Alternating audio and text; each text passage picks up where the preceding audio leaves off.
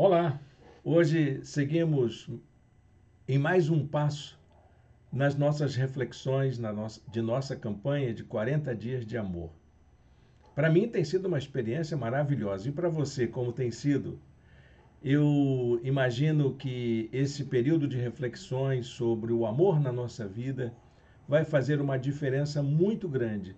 Se você levou a sério as leituras bíblicas, se você levou a sério as reflexões, os momentos de projeto de vida, aplicando para que você possa entender o sentimento que é você fazer algo de bom para alguém. Então, nós chegamos agora à sétima mensagem desse período. São 7 reflexões que aprofundam o nosso, o nosso conhecimento acerca da importância do amor na nossa vida. E nós estamos seguindo, dentro dessa campanha, uma análise do texto de 1 Coríntios, capítulo 13. Nós já fizemos algumas imersões nesse texto e hoje vamos fazer um encerramento nos últimos versículos que compõem essa bela obra literária que faz parte do Novo Testamento. Muitos o chamam de hino, um hino cantado pela igreja. E muito provavelmente o apóstolo Paulo, quando elaborou esse texto, não só pelo fato dele ter sido inspirado pelo Espírito Santo, mas ele também estava tomado de conhecimento a respeito da poesia que havia na época a respeito do amor. Não o amor pura e simplesmente como Eros, mas o amor ágape. Não o amor humano, esse amor que a gente sente, mas o amor que é compromisso, o amor que se entrega, o amor que se dá. E hoje nós vamos encerrar essa reflexão. E eu preparei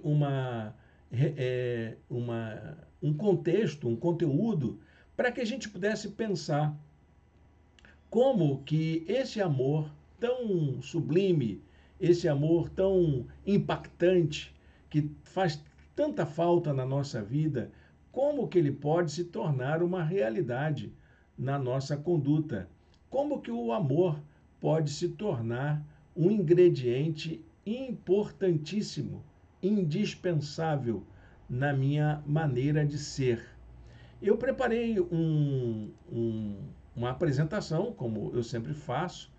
Vou compartilhar aqui o texto inicial e quero que você acompanhe comigo para a gente poder fazer a leitura da palavra de Deus no começo dessa reflexão.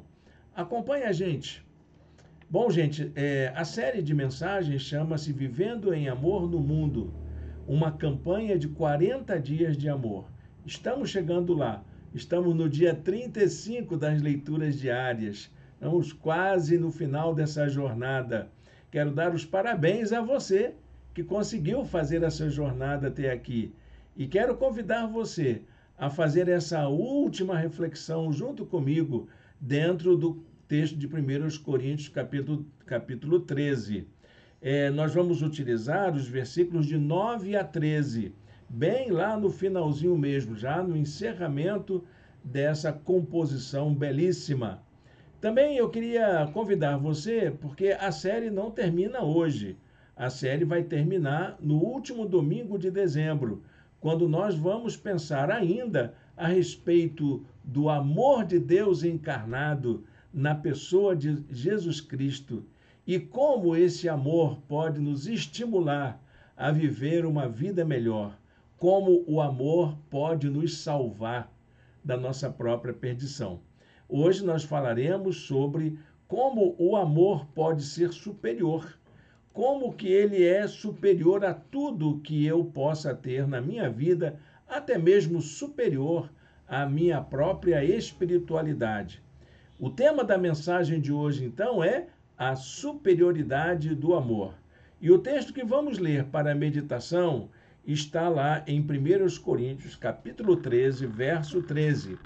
Assim permanecem agora estes 3, a fé, a esperança e o amor.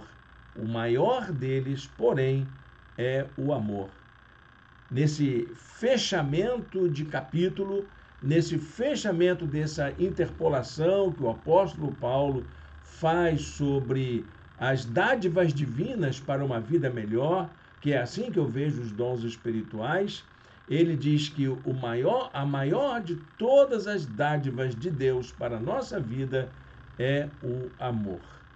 O amor é o maior presente de Deus para a nossa vida. Então, só para você ficar registrado aí, nossa reflexão de hoje vai se basear no capítulo 13, versos de 9 a 13. Se você quiser deixar a sua Bíblia aberta, pode deixar. Vai ser importante você acompanhar com a gente a reflexão da palavra de Deus. Gente, o que eu tenho para mim nessa reflexão de hoje é que aquilo que faz com que o amor seja o maior presente de Deus para a nossa vida, o caminho melhor que Deus propõe para nós, é o fato de que Ele nos aperfeiçoa. Olha, gente, eu estou dizendo algo que talvez você ainda não tenha se dado conta. Ou, pelo menos, as pessoas estão muito presunçosas nos dias de hoje, achando que são muito perfeitas. Nós somos imperfeitos e incompletos. Essa é a característica humana. E o apóstolo Paulo fala isso. Ele diz que, lá no verso 9 dessa passagem, pois em parte conhecemos e em parte profetizamos. Tudo que nós fazemos é em parte. Toda a nossa ação é parcial. Você nunca consegue, com seus próprios esforços, conseguir a plenitude, a vida plena, ou aquilo tudo que você é. É claro que você vai conseguir o máximo que você puder, mas nós não somos perfeitos, nós não somos completos. A imperfeição é a característica essencial de nossa humanidade. Nós somos marcados pela vulnerabilidade, nós somos marcados pela volitividade, nós somos marcados até mesmo pela necessidade de estarmos ligados uns aos outros. Precisamos do outro para que possamos nos identificar, para nos conhecer.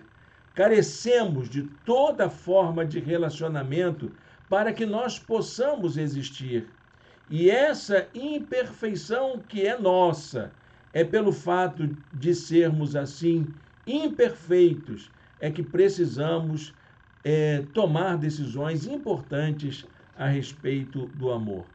Quem deseja se tornar perfeito corre o risco de adoecer, corre o risco de desenvolver comportamentos, sintomas ligados ao estresse, ao medo. Quem quer aperfeiçoar por si mesmo é capaz de perder a oportunidade de ter uma vivência saudável e uma convivência saudável com aqueles a quem ama. Quem quer ser perfeito por suas próprias forças há de vir a fracassar nas suas tentativas. Paulo ressalta esse aspecto transitório de nossa existência. Tudo que envolve as ações humanas são limitados no tempo e no espaço. Até mesmo o exercício dos dons espirituais, que eram tão importantes para os coríntios, são limitados historicamente. O dom de cura, ele não é completo. A doença volta e é preciso curar de novo. O dom de ressurreição, ele também não é completo. A pessoa vai falecer de novo. O dom de profecias também não é completo, porque Deus precisa falar conosco o tempo todo. Nenhum dom espiritual basta por si mesmo. Todos eles carecem de atualização, carecem de compreensão e carecem do momento oportuno para que ele aconteça. Eles são limitados historicamente. Esses dons, todos eles citados pelo apóstolo Paulo, dizem respeito às nossas circunstâncias, aos nossos problemas, e são formas de Deus nos abençoar. São dádivas divinas para nos auxiliar, e Ele dispensa os dons sempre que precisamos. E mesmo sendo essas bênçãos tão momentâneas, Deus fala conosco apenas quando Ele quer, quando Ele deseja, quando Ele está com o seu... quando nós estamos em sintonia com Ele. A profecia e as línguas estranhas que eram taxados ali, a ciência que eram taxadas como os principais dons espirituais, esses dons são realidades que dizem respeito à nossa própria faculdade humana. São do momento vivido em que o Espírito Santo intervém do modo dele na nossa vida, no tempo dele, para nos guiar para a presença daquele, sim, que é total perfeição, daquele que é perfeito por natureza, daquele que por si só é aquilo que se chama perfeito, que nós podemos chamar de perfeito. O amor é o que permite que possamos ver esse Deus perfeito, de contemplar essa perfeição. Nós apenas temos um vislumbre dela e nos aproximamos dela. É essa relação com o sagrado, com o divino, que nos insere na sua plenitude. Somos tomados pela presença divina, por esse amor que nos envolve. Paulo confirma que o amor é o caminho sobremodo excelente, como diz lá no último versículo do capítulo 12, porque nele, no caminho do amor, a salvação se realiza, a vida se renova e o Espírito tem liberdade de agir em nós, de forma muito mais ampla do que poderia fazer com qualquer dom espiritual. Eu creio nos dons espirituais, mas eu creio que eles são apenas amostras, como diz o título do meu livro, amostras do poder de Deus. Deus é capaz de muito mais. Deus quer fazer muito mais na nossa vida. Ele declara que o amor é a única coisa que pode completar essa imperfeição que existe em nós. Por mais que eu tenha sido capacitado pelo Espírito Santo, por mais que eu tenha até minhas habilidades pessoais, mas só através do amor eu consigo superar as minhas imperfeições. No versículo 10 do capítulo 13 de 1 Coríntios, Paulo diz: quando, porém, vier o que é perfeito, o que é imperfeito desaparecerá. É quando essa pura perfeição se faz presente na minha vida. É quando aquilo que move o coração dessa perfeição se faz presente no meu mover diário, é que eu posso então dizer que a imperfeição está sendo deixada para trás. Quando, porém, vier o que é perfeito, o que é imperfeito desaparecerá.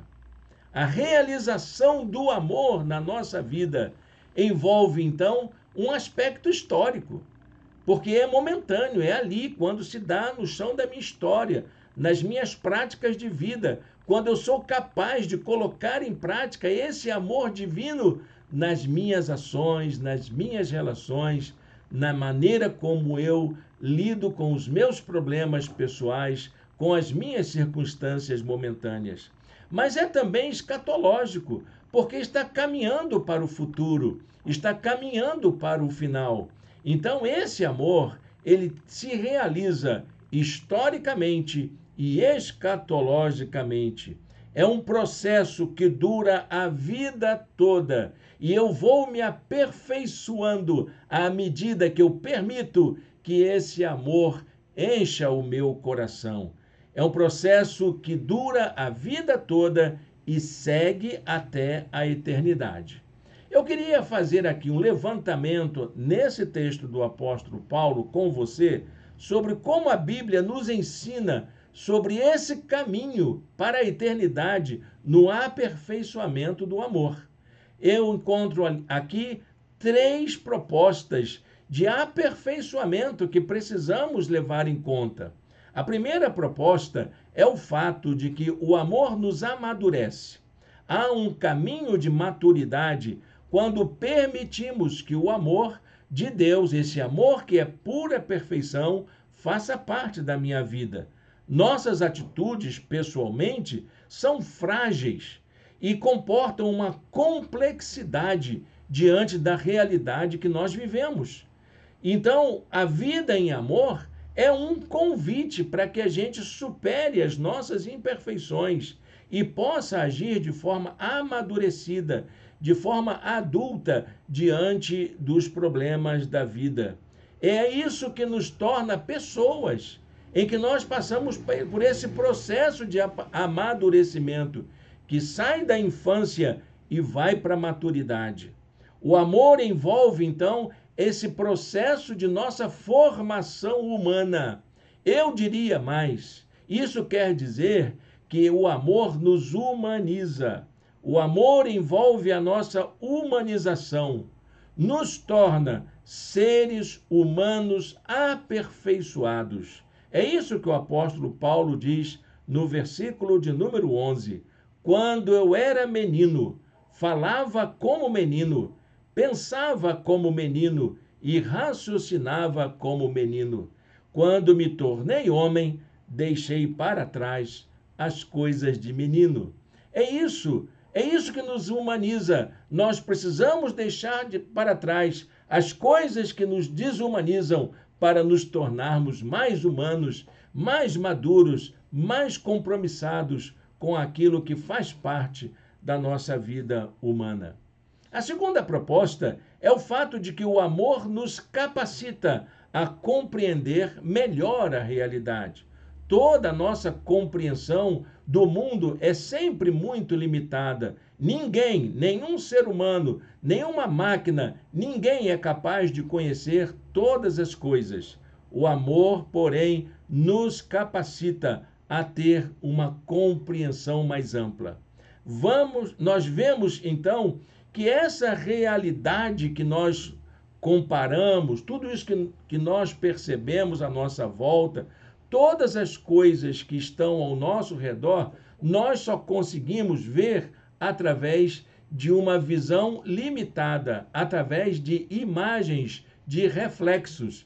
É bem mesmo a moda lacaniana. É pelo princípio do espelho é que nós conseguimos ver a realidade. E você sabe como é que a gente vê por espelho. Sempre vê a imagem distorcida. Ela sempre aparece para nós invertida, com as suas alterações. Porque é assim que nós percebemos a realidade. Nós percebemos a realidade sempre de uma forma atravessada, de uma forma alterada. A nossa visão não é suficiente para captar o real tal como ele é.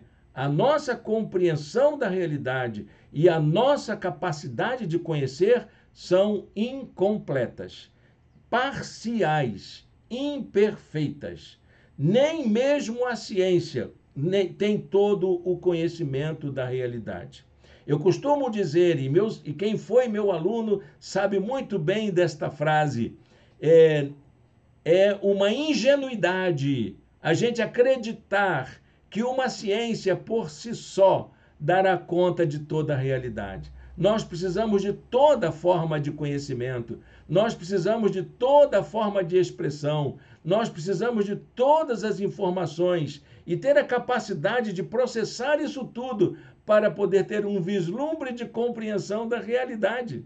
É muito difícil ter todo o conhecimento. Ninguém sabe tudo, ninguém conhece todas as coisas. Mesmo que você tenha aí os seus títulos, tenha uma grande biblioteca na sua casa ou processe um computador de ultíssima geração, você não tem todo o conhecimento. Ninguém tem. E nós precisamos de toda ajuda, de todo recurso para que a gente possa conhecer melhor. A gente precisa se atualizar, a gente precisa se informar, A gente precisa dialogar com quem sabe algo diferente da gente. O apóstolo Paulo diz lá em 1 Coríntios 13, verso 12: Agora, pois, vemos apenas um reflexo obscuro, como um espelho, mas então veremos face a face. Esse é o nosso grande sonho, de ver Deus tal como Ele é, de ver a beleza da perfeição tal como ela é, como quem vê face a face. Agora conheço em parte, diz o apóstolo Paulo, então conhecerei plenamente, da mesma forma como sou plenamente conhecido. Mas há uma última proposta feita pelo apóstolo Paulo aqui, que nos ajuda a entender um pouco a respeito das nossas imperfeições. O amor nos aperfeiçoa. É o amor que nos torna perfeitos. Não é você que vai se tornar perfeito porque você quer, mas é o amor em seu coração, em sua vida, em sua prática diária, que vai fazer você perfeito. Sabe por quê? É o amor que vai fazer com que você se torne mais parecido com Deus. O amor faz com que a gente fique mais parecido com Deus. Porque se Deus é amor e o amor de Deus está no seu coração, na sua vida, você está parecido com Deus. Aquele que é perfeito, que é Deus, nos convoca a sermos perfeitos como Ele é. Foi Jesus quem disse isso lá no Sermão do Monte. Sede vós perfeitos, como vosso Pai Celestial é perfeito. Isso quer dizer, amem como Deus ama. Seja amor como Deus é amor. Mas olha, gente, isso só é possível através do amor. É o amor de Deus em nós que nos torna perfeitos. Não é a fé que nos torna perfeitos, embora ela seja muito importante. Não é a esperança que nos torna perfeitos, embora ela seja importante. O que nos torna perfeitos é o amor. A fé se baseia naquilo que Deus é capaz de fazer. E nós cremos que Deus é capaz de fazer milagres, maravilhas, sinais e prodígios. A esperança, ela revela o que está para acontecer. Ela aponta para o que Deus vai fazer no futuro, que Deus pode fazer na nossa vida, apesar das nossas circunstâncias. Mas nós cremos que é o amor que revela o que já está realizado, concretizado, presentificado no mundo. O amor de Deus já está entre nós, representado através das ações maravilhosas da graça de Deus na nossa vida. O amor é uma dádiva, é um presente de Deus que confere a nós aquilo que falta para nos tornarmos quem Deus gostaria que nós fôssemos, que é a sua imagem e a sua semelhança. É o toque divino em nós que nos restaura, que nos revigora, que nos torna pessoas melhores, que nos faz mais parecidos com Ele. O texto diz lá no finalzinho, assim permanecem estes três: a fé, a esperança e o amor. O maior deles, porém, é o amor. Para a gente concluir essa reflexão, eu queria acrescentar um dado importante desse texto de 1 Coríntios 13. Você examina de ponta a ponta os 13 versículos desse capítulo e você não encontra uma vez sequer Paulo falando o nome de Deus, o nome de Jesus, o nome do Espírito Santo, nem a Trindade. Você não encontra os nomes divinos aí nessa passagem. Não é possível a gente dizer que a palavra ágape, que está representando aí o tipo de amor que Paulo se refere, não é possível dizer que essa palavra quer dizer um sinônimo de Deus. Não, não é disso que estamos tratando.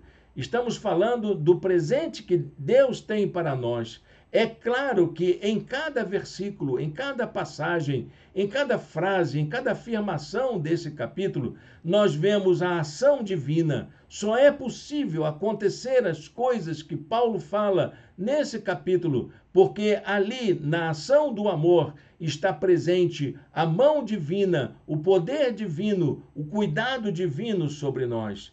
É possível perceber que cada uma das afirmações se refere a esse amor que Deus revelou a nós na pessoa de Jesus de Nazaré. Esse amor que é capaz de renunciar a tudo, de assumir a cruz, de ir até as últimas consequências por causa daquilo que ele se propôs a fazer na nossa vida. E o interessante dessa constatação é que a forma como a Escritura aponta para que possamos ser aperfeiçoados nesse amor divino é ter a vida firmada em Jesus. Você vai encontrar em todas as passagens a respeito da relação de amor na vida cristã o fato de que para que eu tenha amor na minha vida, eu preciso ter uma relação com Jesus. Eu preciso ter um encontro com Jesus. Eu preciso fazer uma entrega de minha vida a Jesus. Seguir Jesus, seguir seus ensinos, viver como ele viveu, andar como ele andou. Esse é o desafio do amor na nossa vida em termos práticos. É quando eu imito Jesus, quando eu sigo os passos de Jesus, é que eu me torno uma pessoa capaz de amar como ele amou. Eu quero deixar um versículo sobre isso. Está lá em 1 João, capítulo 2, versos 5 e 6, que diz assim: mas se alguém obedece à sua palavra, nele verdadeiramente o amor de Deus está aperfeiçoado. Desta forma, sabemos que estamos nele. Aquele que afirma que permanece nele deve andar como ele andou. Que o amor de Deus se torne uma realidade na nossa vida, na minha vida, na sua vida, meu irmão, minha irmã. Que a gente possa irradiar esse amor, transformar esse amor em ações concretas na nossa vida. E quando eu falo de ações concretas, estou falando de agir e falar e promover ações como se Jesus estivesse agindo em nosso lugar. Eu quero convidar você a fechar os seus olhos. Essa é uma decisão muito importante na sua vida. Se você ainda não fez a entrega da sua vida a Jesus, de tomar a decisão de seguir os passos de Jesus, de viver como ele viveu, de andar como ele andou, essa é a hora de você fazer isso. E olha, mesmo que você tenha feito algum tempo atrás, mas esqueceu, você deixou para trás algumas coisas, está fazendo isso de uma forma imperfeita, está na hora de aperfeiçoar, porque é através da vida com Jesus que o amor de Deus se aperfeiçoa em nós. Feche seus olhos, entregue sua vida a Jesus, renove o seu pacto com Ele e caminhe com Jesus daqui por diante. Senhor Deus e Pai, muito obrigado por esta palavra nesta noite. Muito obrigado, Deus, pelo teu amor, pelo teu cuidado. E que este amor maravilhoso, revelado na pessoa de Jesus de Nazaré, se torne uma realidade da nossa vida. Nós entregamos nosso coração, entregamos nossa vida, renovamos o nosso pacto com o Senhor. Em nome de Jesus. Amém. Amém, meu irmão, minha irmã. Que prazer a gente poder estar aqui juntos. Essa semana já é uma semana que vai já chegando pertinho do Natal. Hoje é um dia muito especial para a Igreja Evangélica Brasileira, porque é o dia da Bíblia. É o dia da gente agradecer a Deus pela revelação dele através das Escrituras. E nós louvamos a Deus porque é nela que nós encontramos as lições, as direções para a vida. É ela que nos aponta para Deus. É ela que nos ensina o caminho de Jesus. Então, aproveite esse momento para agradecer a Deus pelas Escrituras e você aí que está nos assistindo, poder fazer da Bíblia o seu manual de vida. Eu tenho para mim, isso é uma coisa que eu de vez em quando falo por aqui, a Bíblia é o maior e melhor manual de autoajuda que a humanidade possui. Quer ser feliz? Segue a Bíblia.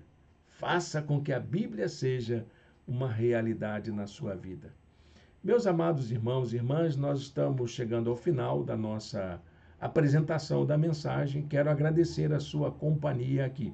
No domingo que vem, nós teremos uma atividade presencial, mas ela será na casa de uma pessoa querida de nossa igreja que está impossibilitada de vir estar conosco. Essas vantagens de sermos uma igreja pequena. A gente tem maior mobilidade. Então, nós teremos um culto com a ceia do Senhor e com um momento de confraternização. Será a última atividade presencial do nosso ano. Você que é de nossa igreja já sabe, através das redes sociais, do que se trata. Então, se organize, vamos nos organizar para estarmos juntos. E se porventura você quiser estar conosco, nos conhecer, deixe os comentários aí embaixo. Será importante para a gente ter você conosco também. Meu querido, minha querida, tenha um bom restinho de domingo na presença do Senhor. Deus o abençoe, Deus a abençoe, Deus abençoe a sua família.